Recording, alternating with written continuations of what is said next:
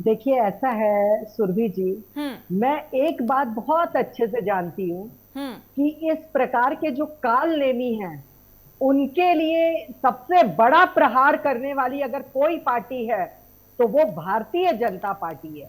दूसरी बात मैं ये कहना चाहूंगी कि ये कितनी भी कोशिश कर ले सनातन धर्म को निपटाने की बात करके, सनातन धर्म के उल्टी बातें करके, सनातन धर्म के विरुद्ध में बातें करके, लेकिन एक बात से मैं पूरी तरह सहमत हूं और मैं जानती हूं कि अमर है वो युगों से जो सनातन मिट नहीं सकता। ये कितना भी काम कर ले, ये वो लोग हैं जो बरसाती मेढक की तरह से सामने आते हैं, टर टर करने वाले काम करते हैं।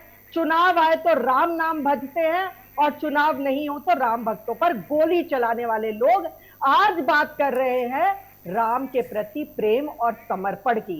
एच एस रावत जी ने बहुत सी बातें याद दिलाई। मैं इनके साथ पहले भी बहुत बार डिबेट में जुड़ चुकी हूँ जी। और पता नहीं क्या इत्तेफाक रहता है कि जब भी हिंदू से रिलेटेड कोई भी डिबेट होती है मेरे साथ डॉक्टर रावत जी ही जुड़ते हैं। दूसरी बात मैं इनसे कहना चाहूंगी, इन्होंने बहुत सी चीजें याद दिलाई। एक हम्म। दो चीजें समय कम होने के कारण इन्होंने नहीं बताई, मैं याद दिलाती हूँ।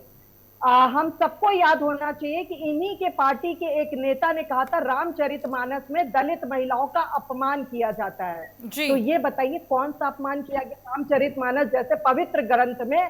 किस महिला का अपमान किया, ये इनसे पूछा जाए। दूसरी बात मैं इनसे पूछना चाहूंगी, राम भक्तों पर गोली चलाने वाले कौन लोग थे, ये उसके बारे में भी बता दे। हनुमानगढ़ी की सीढ़ी पर नमाज पढ़ाने वाले कौन लोग थे, ये उसके बारे में भी बता दे। और मैं आपको एक बात और बताना चाहूंगी कि सनातन धर्म के विरुद्ध इन्होंने कहा था कि सनातन धर्म डेंगू और मलेरिया जैसी बीमारी में माना जाता है। आज इनको बहुत प्यार उमड़ के आ रहा है। और एक पूरे भारतवर्ष में क्या हम्म। अविमुक्तेश्वरानंद ही है एक धर्म गुरु? उसके अलावा कोई भी धर्म गुरु हमारे हैं ही नहीं। क्या कैलाशानंद जी महाराज नहीं है, कि यतीन्द्रानंद गिरी जी महाराज नहीं है, कि चिदानंद मुनि महाराज नहीं है?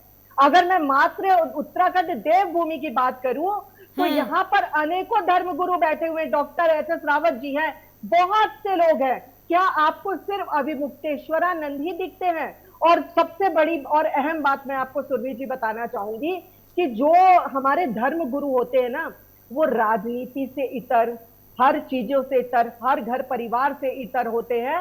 वो एकदम अपने आप को भगवान की शरण में समर्पित कर देते हैं। लेकिन मैं आज तक समझ नहीं पाई कि अभिमुक्तेश्वरानंद महाराज कैसे महाराज है।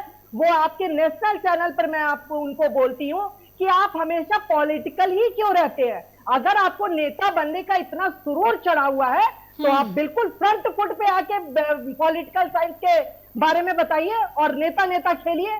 आप सीधे ये काम करिए। लेकिन सनातन के धर्म का चोला पहनकर राजनीति करना किस प्रकार का इंसाफ है?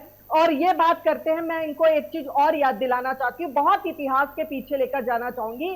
कारपात्री जी महाराज ने सांसद भवन के सामने जब अपने ब्राह्मणों की लाशों को ढोया जी। और गौ हत्या जो हुई थी वहां पर उनके शरीर को उठाया, तो उन्होंने इनको सांसद भवन के सामने एक श्राप दिया था कि एक व्यक्ति आएगा और वो सनातन धर्म का पूरी तरीके से सम्मान करेगा और तुम लोगों की इसी तरीके से राजनीति को समाप्त करेगा। ये देखिए कि ऐसे ऐसे साधु संत हमारे यहाँ हैं जो कि जो श्राप देते हैं वो लगता है। और मैं एक बात बताना चाहूंगी, दूर नहीं जाना है, हम्म। हमारे उत्तराखंड में जो रामपुर तिराहा कांड हुआ वो किसी से नहीं छुपा है।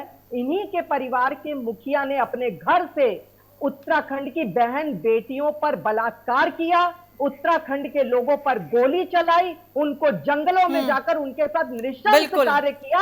ये वो लोग हैं, इनको कैसे माफ किया जा सकता है? सपा बसपा तो कभी सोचे भी ना कि बिल्कुल। उत्तराखंड देवभूमि में इनको ये जो रामपुर तिराहा कांड है हम्म। वो ब्लैकआउट कभी भी इनके जीवन से चला जाएगा। ठीक है। एक और मैं इनको याद दिलाना चाहती हूँ कि ये बताएं, इन्होंने एक नारा दिया था, सुरभि जी लास्ट लाइन है हम्म। कि भारतीय जनता पार्टी क्या करती है, रामलला हम आएंगे मंदिर वही बनाएंगे तारीख नहीं बताएंगे। हम्म। ये बात का हम लोगों ने हमेशा ताना सुना।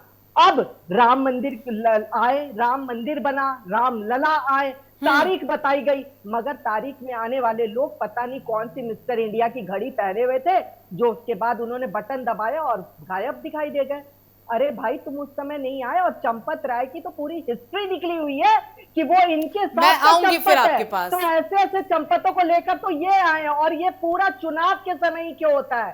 सिर्फ इसलिए क्योंकि ये इनकी मिली भगत है, इनके लोग उसमें घुसे हुए हैं और इस तरीके से सनातन धर्म को बदनाम करने का कार्य कर रहे हैं। इससे घृणित अपराध कोई भी पूरे ठीक है। भारतवर्ष में नहीं